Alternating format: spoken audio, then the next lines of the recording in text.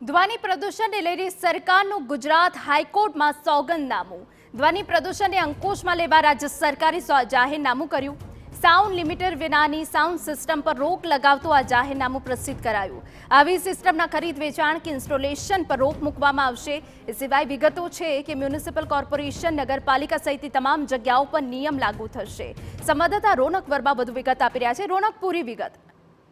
અહીંના મહત્વનું છે કે જાહેર રસ્તાઓ ઉપર એ ચાહે લગ્નસરા હોય કે પછી રાજકીય કાર્યક્રમો હોય, બેફામ જે ધ્વનિ પ્રદૂષણ કરતા જે ડીજે છે તે ફરતા હતા ને આ જ તમામ બાબતોને લઈને ગુજરાત હાઈકોર્ટમાં જાહેર હિતની અરજી કરવામાં આવી હતી અને તેમાં અગાઉ ગુજરાત હાઈકોર્ટ દ્વારા રાજ્ય સરકારને નોટિસ ફટકારીને યોગ્ય કાર્યવાહી માટે જણાવવામાં આવ્યું હતું। ત્યારે હવે રાજ્ય સરકાર દ્વારા એક ચોક્કસ ગાઈડલાઈન બનાવી દેવામાં આવી છે અને ગુજરાત હાઈકોર્ટમાં જાણકારી આપવામાં આવી છે કે જે કોઈ પણ પ્રકારનું જે ડીજે અથવા તો કોઈ પણ આવી જે ધ્વનિ પ્રદૂષણ ફેલાવતી સામગ્રી હશે તેને લઈને એક નિર્ધારિત કાર્યક્રમો હશે અને તેને જ લઈને કહી શકાય કે જે સાઉન્ડ લિમિટર વિનાના કોઈ પણ ડીજે સિસ્ટમ હશે તેને ચલાવી લેવામાં આવશે નહીં। તમામ સત્તા પોલીસને આપવામાં આવી છે, એટલે કે અગાઉથી પણ જે ડીજે અમલમાં હોય પરંતુ સાઉન્ડ લિમિટર તેમાં લાગેલું ન હોય તો તેમણે પણ હવે આ પ્રકારના જે સાઉન્ડ લિમિટર છે તે લગાવી લેવાના રહેશે અને જે ચોક્કસ ડેસિબલ્સ છે તે પણ નિર્ધારિત કરી દેવામાં આવ્યા છે।